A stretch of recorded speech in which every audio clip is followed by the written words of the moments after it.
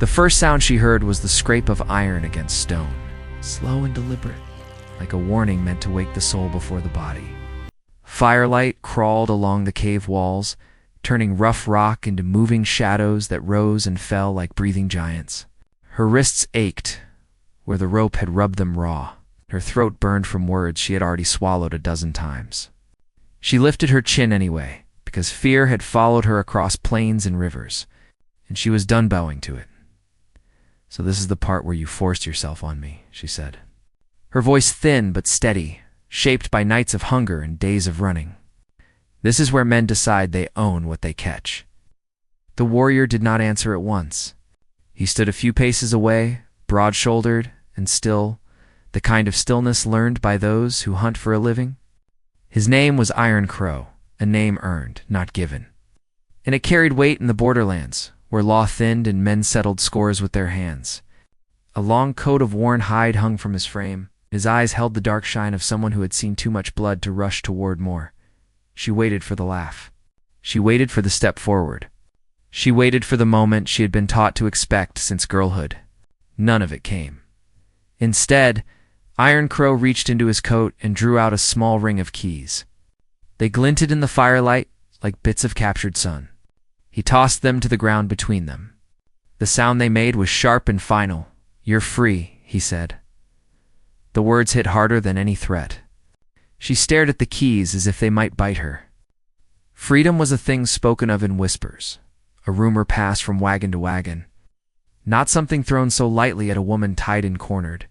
She searched his face for the lie, for the cruel turn, but his eyes were calm, almost weary. Her name was Ash Willow, a name her mother had given her on a morning when smoke drifted gentle and the world felt kind. That world had burned away. Bandits had taken her father, debt had taken their land, and hunger had taken her childhood. By the time Iron Crow found her collapsed near the dry wash, she had learned to expect the worst from every man who stood taller than her. "You think tossing keys makes you righteous?" she said, lifting her chin again. "You think stepping back erases the rope?" "I think choice matters," he replied, "even when it costs." Voice. The word settled between them like a living thing.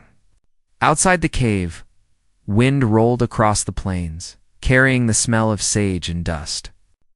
Somewhere far off, a coyote cried, sharp and lonely. Ash Willow's fingers trembled as she reached for the keys. Her hands were clumsy from cold and fear, but she did not look away from him as she worked the lock. When the metal finally clicked open, she pulled her wrists free and held them to her chest. Feeling the sting and the sudden lightness, she did not run. Not yet. Iron Crow turned his back, a gesture more dangerous than any blade. He walked to the mouth of the cave and stood there, watching the night as if it were an old rival. "The trail east leads to water by dawn," he said. "Take it if you wish." "And if I don't?" she asked. "Then you don't." That answer frightened her more than chains. She had learned how to fight, how to flee, how to bargain. She had not learned how to choose without a knife at her back. She stood, legs unsteady, and tested the space he had given her. He did not move. The fire popped softly, and the shadows slowed. Ash Willow took a step toward the cave mouth, then stopped.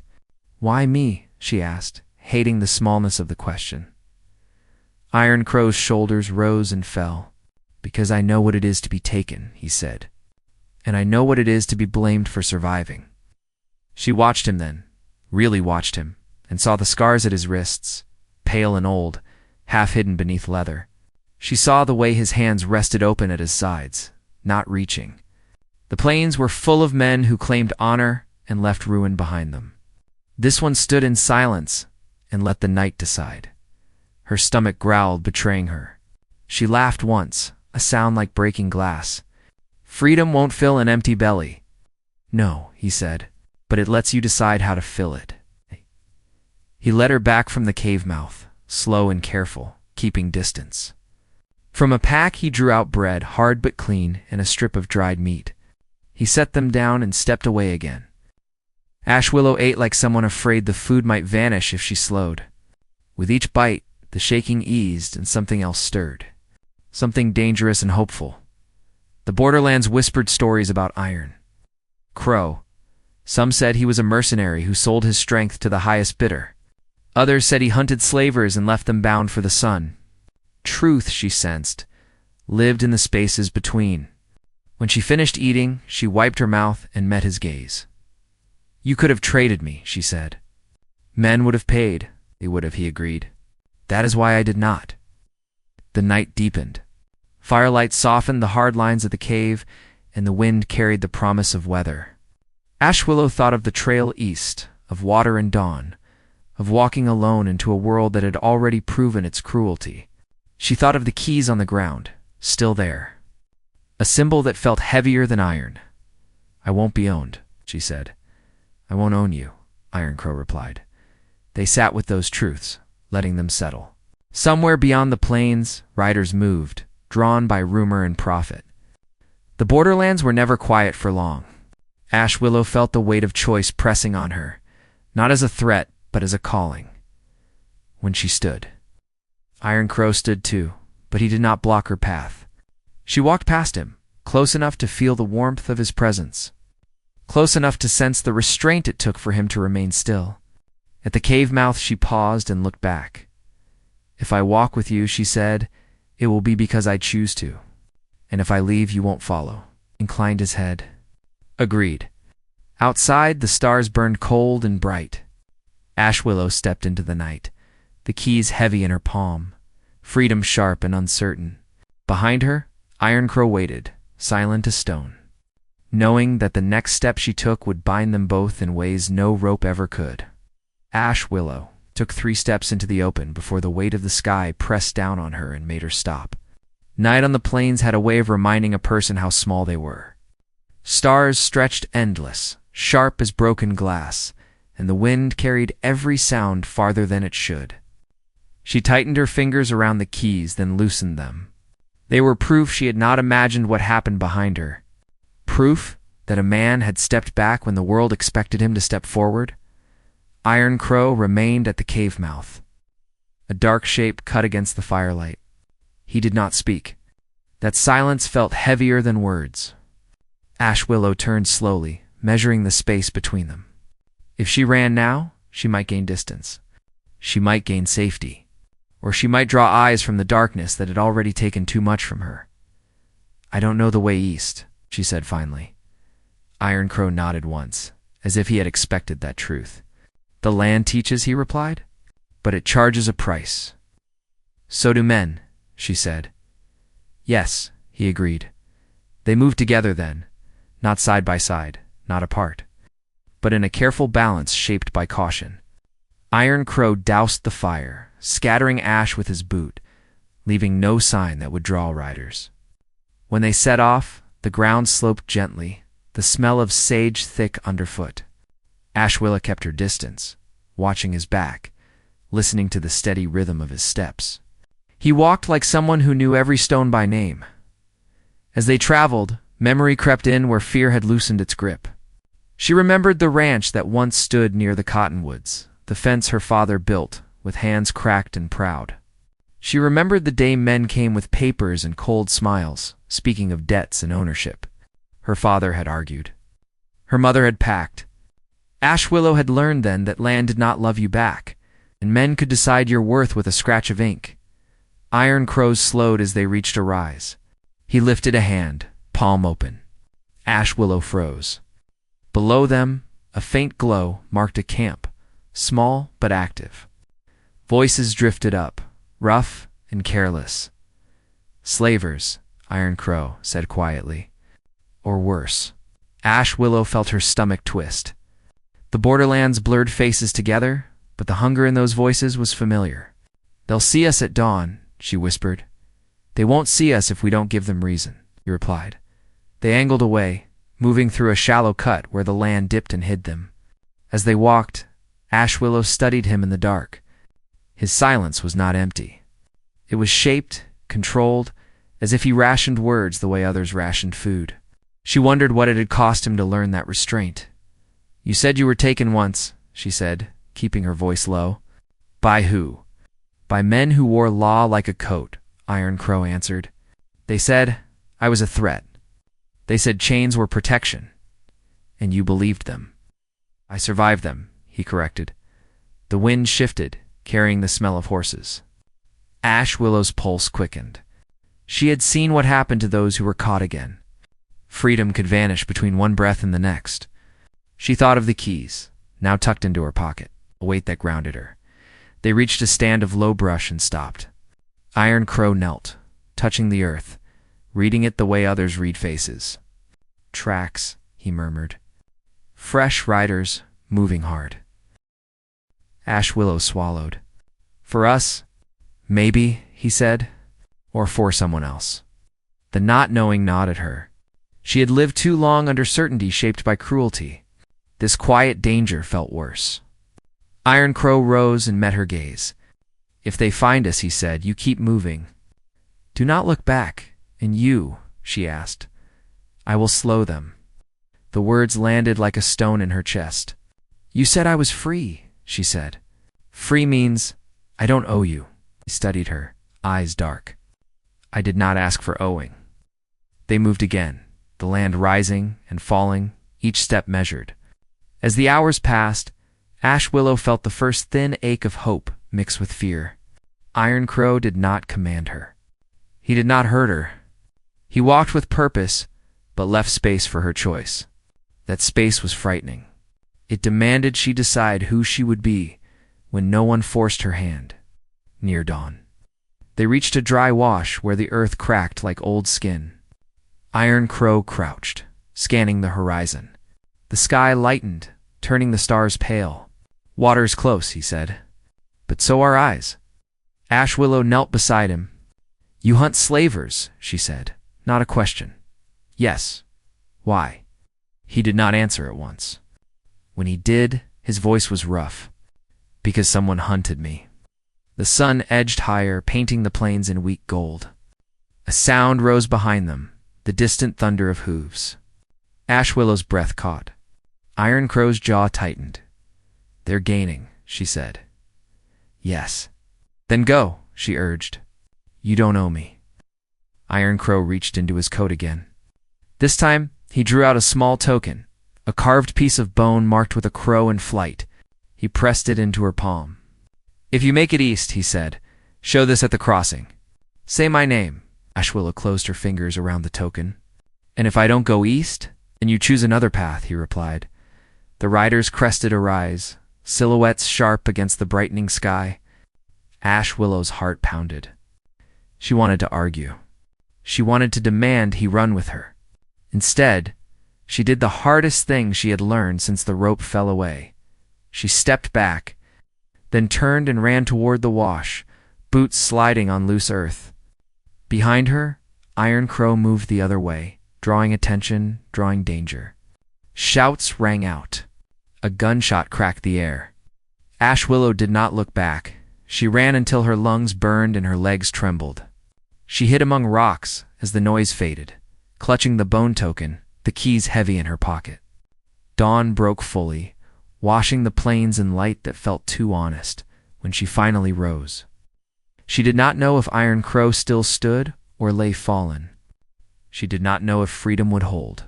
She only knew that somewhere behind her, a man had stepped back again, and the choice he gave her now carried a cost. She was not sure she could bear. With the sun climbing and the land stretching wide, Ash Willow took her next step east, the unresolved pull of Iron Crow's fate tightening around her heart, promising that this path, once chosen, would not let her go. Ash Willow walked with the sun at her back and fear at her shoulder. The plains looked calmer in daylight, but daylight did not make a person safe. It only made them easier to find. She kept to the low places, following the dry wash until it bent toward a line of scraggly cottonwoods. Her boots were worn thin, and every step reminded her how close she was to collapsing again. Still she moved, 'cause stopping meant listening too hard for hooves. By midday, she found a trickle of water pooled under stones, clear enough to drink if you were careful. She knelt, cupped her hands, and drank slow. The cold made her teeth ache. When she lifted her head, she saw her reflection in the water, a face marked by dust and worry, but also by something else. The keys in her pocket and the bone token in her hand had changed her. Not into someone fearless, but into someone awake. She studied the token again. The crow carved into it looked like it was flying into a hard wind. She did not know what kind of crossing Iron Crow meant. River, rail, border post. All she knew was that a man who gave freedom did not usually hand out favors without a reason. The thought unsettled her. Not because she believed he wanted payment, because she suspected the world would demand payment anyway. The first sign of people came as a ribbon of smoke on the horizon, thin and gray. Ash Willow slowed, crouching behind a rise, watching the land ahead. A small settlement sat where the prairie broke into low hills. A few buildings, a windmill, and a corral. Not a town, not a fort. More like a trading stop that survived by staying useful and quiet. She did not trust quiet places. She approached with care, hands visible, posture calm. A man stepped from a shed, tall and sharp-faced, with a rifle resting easy in his arms. He wore a hat pulled low and a coat to clean for the borderlands. "Hold," he called. His voice carried authority, but not kindness. "Name and business." Ash Willow kept her tone steady. "Ash Willow. I'm heading east. I need water and a bite." His eyes flicked over her. Not hungry eyes, but measuring eyes. The kind that judged what you had, what you could be made to give. "This is Whetstone's stop," he said. "We trade. We don't do charity." "I can work," she replied. He snorted. "Work draws trouble. Trouble draws graves." From behind him, another figure appeared, older, with a weathered face and a limp. His name came to Ash Willow as if carried by the wind. Rigid Horn. He looked like the kind of man who had broken horses and enemies and learned to smile through it. "Let her in," Rigid Horn said. "She's half dead." The rifleman glanced back. "Boss." Rigid Horn stepped closer, his gaze landing on Ash Willow's hands. "No weapons," he said. "No lies. You keep to daylight," Ash Willow nodded. "Fair." They let her pass, but she felt eyes on her from every angle. A woman sat by a barrel, mending cloth, her hair braided tight. She watched Ash Willow with a guarded look that said she had learned the cost of pity. A boy fed chickens near the corral, glancing up every few seconds like he expected shouting. A pair of men played cards under a shade awning, their laughter too loud for the empty land around them. Ash Willow kept moving, refusing to look small. Rigid Horn led her to a trough and a bucket. "Drink," he said. "Then you can earn your meal splitting kindling." She drank, then worked until her arms trembled. The simple task grounded her. Each strike of the axe was a reminder that she was still here, still breathing, still choosing. When she finished, Rigid Horn handed her a piece of bread and a tin cup of weak coffee. "You're running from something," he said. "Sitting on an overturned crate, everyone out here is?" Ash Willow answered. He studied her a moment, then nodded as if he accepted that. "Riders came through this morning," he said. "Hard men. Dust on their coats. They asked questions about a woman and a crow." Ash Willow's grip tightened on the cup. "What did you tell them?" "Nothing," Rigid Horn said. "But they left a message." He reached into his pocket and pulled out a paper, creased and smudged. He held it out. Ash Willow took it with careful fingers. The paper showed a rough drawing of a crow and a name written bold beneath it. Iron Crow. Under that, a promise of reward for information leading to his capture. The amount was more money than Ash Willow had ever held. Her stomach turned cold. "That's trouble," she said. "That's profit," Rigid Horn corrected, but his eyes were not greedy. They were worried. Men don't put that much coin on paper unless they want to make sure everyone pays attention. Ash Willow folded the paper. "He's not a criminal," she said before she could stop herself. Rigid Horn gave a low laugh without humor. "Out here, criminal just means someone stands in the way." A door creaked behind them. The woman with the braid approached, wiping her hands on her skirt. Her name was Flint Mercy, and her eyes were as hard as her name sounded. "Talk quieter," she warned. "There are ears everywhere." Ash Willow looked at her. "You know them." Flint Mercy nodded once. "They call themselves the Brass Men. They move people like cattle and call it trade. They buy lawmen. They buy judges. They buy prayers from preachers who like coin more than truth. Ash Willow swallowed. And they want Iron Crow. They want him dead, Flint Mercy said. Or broken so he can't keep hunting them. Ash Willow's mind flashed to the gunshot at dawn, 2 Iron Crows stepping away from her path. She clenched the bone token in her pocket until it pressed against her palm. If they're putting his name on paper, she said, then they think he's alive. Brigitte Horn leaned forward. Or they want everyone to think he's alive so they can flush out whoever helps him. Ash Willow felt the ground shift under her feet, not the earth, but her understanding. If the brass men were clever, they would use her. They would bait her, follow her, watch who she spoke to, and then strike. The boy by the corral suddenly whistled sharp a warning. Ash Willow turned her head and saw riders approaching, slow and confident. 3 men in dust-colored coats. Hats low, hands resting easy near their belts. They did not look rushed. They looked like they owned time. Flint Mercy's voice turned to ice.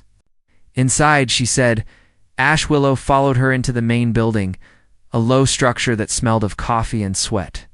Men at tables went quiet as the riders dismounted outside. The door opened, and the 3 stepped in like they had been invited.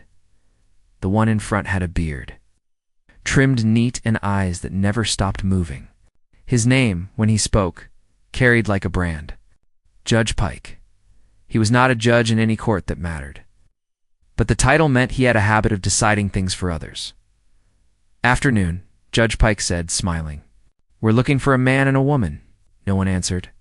Ash Willow kept her face calm, but her pulse pounded in her ears. Judge Pike's gaze swept the room and paused on Flint Mercy. You always keep a tidy stop, he said. I admire that. Makes business smoother. We sell water, Flint Mercy replied. Not trouble. Judge Pike chuckled. Trouble sells itself. He took a step closer, and Ash Willow felt the way the room tightened, like a rope pulled taut. Rigid Horn stood near the back, his limp less obvious now, his shoulders squared. The rifleman, Stonevar, leaned against a post, eyes narrowed. Everyone was calculating risk, because risk was currency out here. Judge Pike held up a handbill. The same crow mark, the same promise of reward. Iron Crow, he said, tasting the name. He's been interfering with honest trade routes, causing losses, hurting good men. Flint Mercy did not blink. Never heard of him? Judge Pike smiled wider. That's a shame. Because a woman was seen with him, young. Tough eyes. Might be here. Might be anywhere. Ash Willow forced herself to breathe slow. She kept her gaze lowered, not fearful, just plain. Like she belonged to no story worth telling. Judge Pike leaned closer to Flint Mercy. If you see her, he said softly, you'll tell me. Because if you don't, I'll come back, and I'll make sure this stop is nothing but ashes and broken boards. The threat hung there without needing more words. It was a threat aimed at a place, at livelihoods, at children and old men, at every fragile thing people built to survive. When Judge Pike turned, his eyes slid over Ash Willow for half a heartbeat. Something in his expression shifted, like recognition trying to form. Ash Willow's fingers tightened around the cup she held, and she prayed her hands would not shake. Judge Pike stepped toward her. Aren't you a quiet one? He said. Ash Willow lifted her eyes just enough to meet his. I'm passing through, she replied. Judge Pike studied her face as if searching for a hidden brand. Passing through where? East, she said. He nodded slowly, then looked down at her pocket, where the outline of the keys made the fabric pull. His smile thinned. Funny thing about freedom, he murmured, almost to himself. Out here, it's usually borrowed. Ash Willow felt Flint Mercy shift beside her. Readying like a storm, Judge Pike took one more step. Close enough that Ash Willow caught the faint smell of tobacco on his breath. If you hear anything about Iron Crow, he said, you'll speak up. Because the brass men pay well, and they pay fast. He turned away and walked out, his men following. The door swung closed behind them, and for a moment no one moved. Then Rigid Horn let out a long breath. They'll be back, he said. Flint Mercy looked at Ash Willow, her hard eyes measuring something new. You are the woman, she stated, not asking. Ash Willow's throat tightened. I didn't bring them here on purpose, she said. Flint Mercy's voice stayed low. Purpose doesn't matter. Consequences do. Willow's hand slid into her pocket and touched the bone token. Somewhere on the plains, Iron Crow might be wounded, hunted, or captured. Somewhere behind Judge Pike's smile, a larger shadow moved, pulling strings, counting profit, collecting people like goods.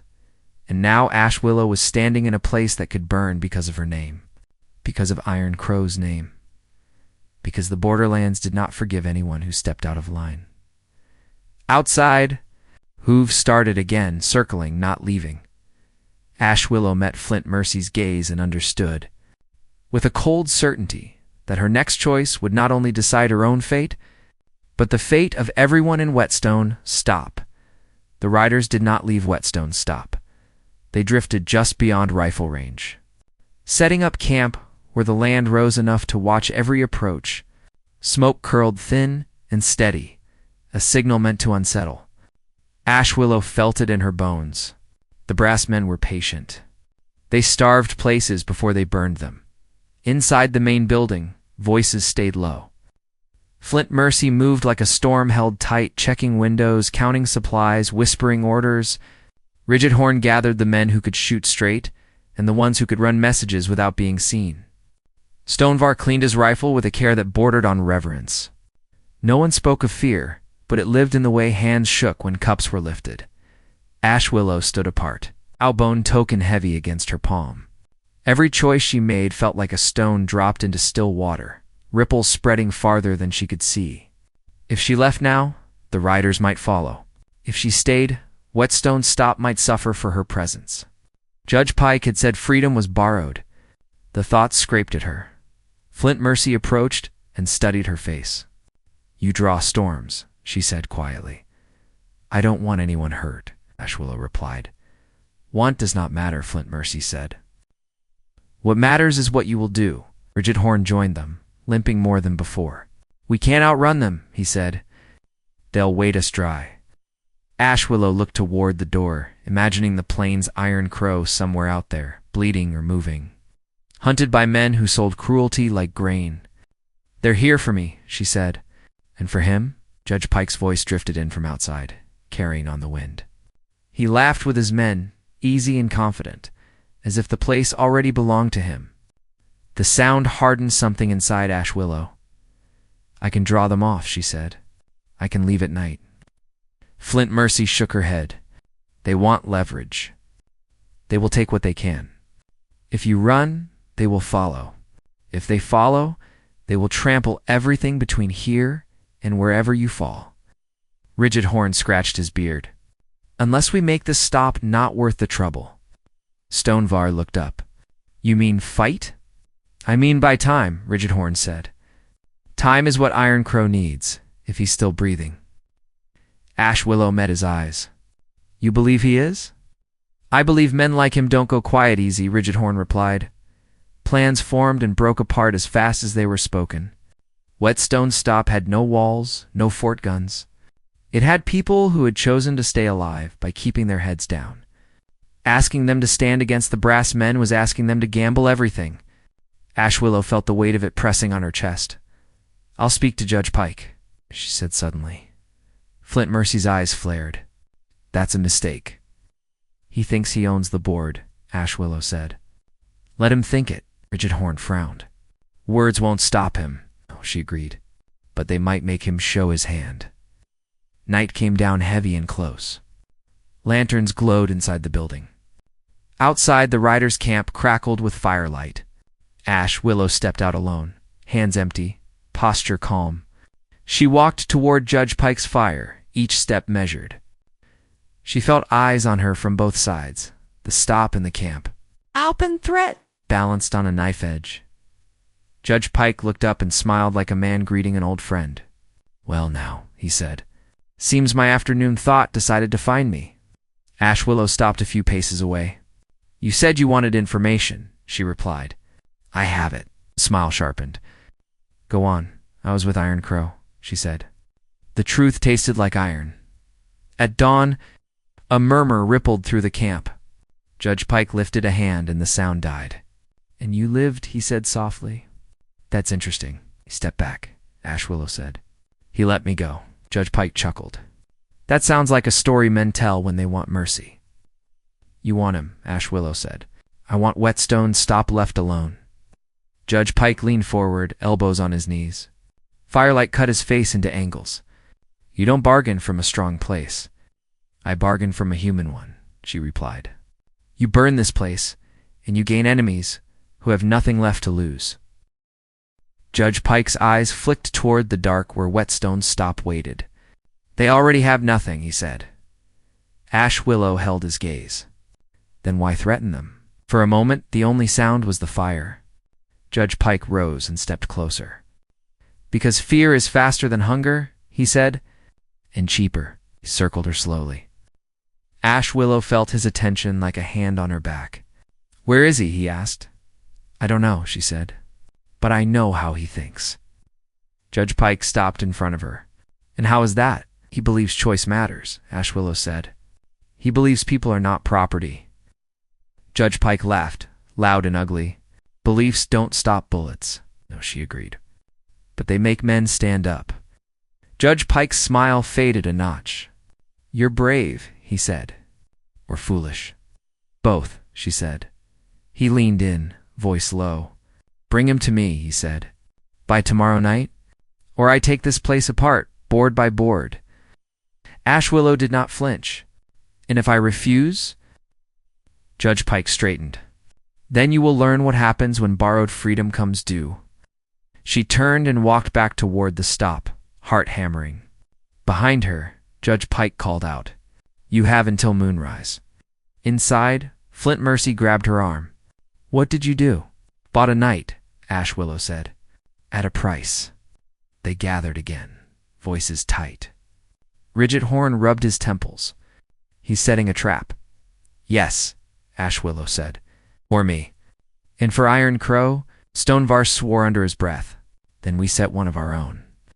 Ash Willow pulled out the bone token and set it on the table. There's a crossing east, she said. He told me to show this and say his name. Flint Mercy studied the token. That crossing is controlled, she said.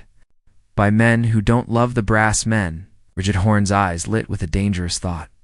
If Iron Crow can reach it, he might be too wounded, Ash Willow said. Or too watched. Stonevar tapped the table. Then we move the board. We make Judge Pike think Iron Crow is coming to him. How? Flint Mercy asked. Ash Willow took a breath. With me. The plan was thin and sharp. Ash Willow would leave before dawn, visible, drawing the riders. Stone, Var, and two others would shadow her, unseen, guiding Iron Crow if he was alive, or leaving signs if he was not. Flint Mercy would ready Whetstone stop to look empty and unprofitable. Ridget Horn would send word to the crossing with the token, a plea and a warning. Night deepened. Ash Willow packed light. She sat alone for a moment, listening to the wind. The keys pressed into her pocket. She had been given freedom, and now she was spending it like coin, hoping the return would be worth the cost. Before dawn, she slipped out, moving east but not hiding. The riders took the bait. Hooves thundered behind her, shouts cutting the air. Ash Willow ran until her breath tore, then slowed, letting them see her, letting them believe. Stone, Var, and the others ghosted the edges, shadows among shadows. Somewhere ahead, beyond a low ridge, a shape lay still. Ash Willow's heart lurched as she drew closer. It was Iron Crow. He was on one knee. One hand pressed to his side, blood dark against his coat. His eyes lifted when he saw her, surprise flashing. Then something like relief. You should not be here, he said. You said choice matters, Ash Willow replied, dropping beside him. This is mine. He tried to rise and swayed. She caught his arm, feeling the strength still there, banked, but not gone. They're coming, she said. Judge Pike wants you. The Iron Crow grimaced. Then we cannot give him what he wants. The riders crested the ridge, rifles raised. Stonevar's first shot cracked, sharp and true, forcing them to scatter. Shouts erupted. The plains answered with echoes. Iron Crow pushed to his feet, leaning on Ash Willow for a breath. "The crossing," he said. East Ash Willow nodded. "It's ready." They moved, staggered and fast, the world narrowing to ground in breath and sound. Behind them, Judge Pike's voice cut through the chaos, furious and commanding. The sun broke over the horizon, lighting the land in hard gold. The crossing lay ahead, a ribbon of water and men waiting with narrowed eyes. Ash Willow felt the pull of it, the promise of help, the edge of escape.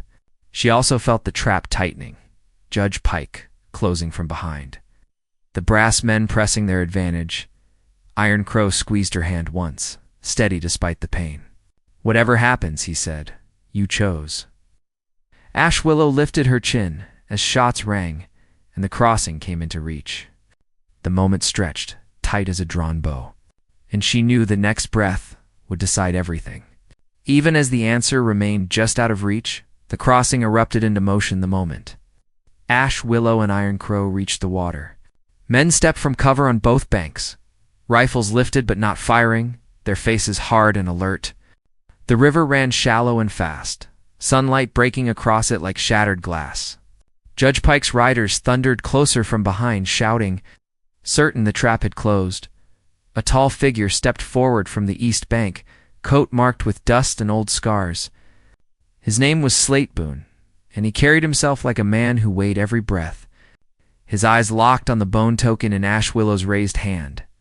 "Iron Crow," Slateboon said, his voice carrying. "You look worse than the stories." Iron Crow straightened, despite the pain, standing on his own. "Stories grow," he replied. "Truth bleeds." Slateboon lifted a hand. The men along the bank shifted, forming a line. Judge Pike reined in hard at the edge of the water, fury plain on his face. "You don't have jurisdiction here?" Judge Pike barked. Slateboon's gaze flicked to him without warmth. "This crossing answers to no bought titles." Judge Pike laughed sharp. "You're protecting a criminal. I'm protecting people," Slateboon replied. "There's a difference." The air felt ready to tear. Ash Willow stood between worlds, Iron Crow's weight steadying beside her. She felt fear and resolve braid together. She had run enough. She had hidden enough. Judge Pike pointed at Iron Crow. "Hand him over and walk away," he demanded. "You can keep your stop. You can keep your peace." Ash Willow stepped forward before Iron Crow could speak. "Your peace is built on chains," she said. "And it ends today," Judge Pike sneered. "You think words matter now?" "You already did," she replied. "That's why you chased us." Slateboon's men raised their rifles in unison. The riders behind Judge Pike hesitated, glancing at each other, calculating cost. The brass men were brave when profit was certain. This looked expensive. Stone Var emerged from the brush, rifle-trained, Flint Mercy, and Ridget Horn with him. Dusted and resolute. Whetstone's stop had emptied itself into the crossing, not with noise, but with presence. People who had decided fear would no longer decide for them. Judge Pike's smile cracked. He saw it then. The board had shifted. "You'll regret this," he said. Slateboon nodded once. "We regret many things. Let this be one you regret alone." For a breath, no one moved. Then a shot rang out, not from the crossing, but from Judge Pike's own line. One of his riders fired wild, panic-breaking discipline. Slateboon's men answered, precise and controlled, forcing the riders back. Horses reared. Shouts broke apart. Judge Pike cursed and pulled his reins, retreating with what men he could gather. The brass men melted into the plains the way they always had, leaving threats behind like footprints. Silence returned in pieces. The river kept running. Ash Willow's knees weakened. Iron Crow caught her, his grip firm despite the blood. Slateboon stepped closer and nodded to his men. "Get him treated," he ordered. Both of them. They moved Iron Crow to the east bank, laying him on a blanket, binding his wound with practiced hands. Ash Willow stayed close, her hands steady now, her heart slowing as the danger drained away. Ridget Horn leaned on his cane and let out a breath that sounded like laughter and grief together. "Well," he said, "that's one way to ruin a quiet morning." Flint Mercy met Ash Willow's eyes, something like pride there. "Whetstone stands," she said, "because you chose to stand with it." Ash Willow shook her head. "Because you all did." Iron Crow's eyes opened, focused on her. "You kept your freedom," he murmured. "I spent it," she replied, "and I got it back." Days passed at the crossing. Word spread fast when the brass men were pushed back. Not beaten everywhere, not ended, but checked. That mattered. Slate Boone sent riders east and west, warnings carried on tired horses. Iron Crow healed, slow and stubborn, refusing rest longer than needed. Ash Willow worked where she could, cooking, mending, listening. She learned that choice, once taken, grows muscle. She learned that fear shrinks when shared. The crossing became more than a line on a map. It became a promise. One evening, as the sun bled low, Iron Crow found her by the river. He moved easier now, the pain dulled to an ache. "You could go on," he said. "East has room." "So does here," she replied. He studied the water. "I don't belong in places that settle." Ash Willow smiled, soft. "Neither do I, but I belong where people decide who they are." He nodded. "Then walk with me," he said. Not in order. An offering they left at dawn. Together, not fleeing, not hiding. They moved between places, helping where they could. Breaking chains when they found them, leaving keys behind more often than blood. Stories followed, some true, some not. Iron Crow did not chase them. Ash Willow did not need them. Months later, Whetstone stood stronger, its people harder to frighten. Flint Mercy ran it fair. Rigid Horn laughed more. Stonevar taught the boy to shoot straight and think first. Ash Willow returned sometimes, bringing news, bringing hope. Each time, she crossed the river with her head high.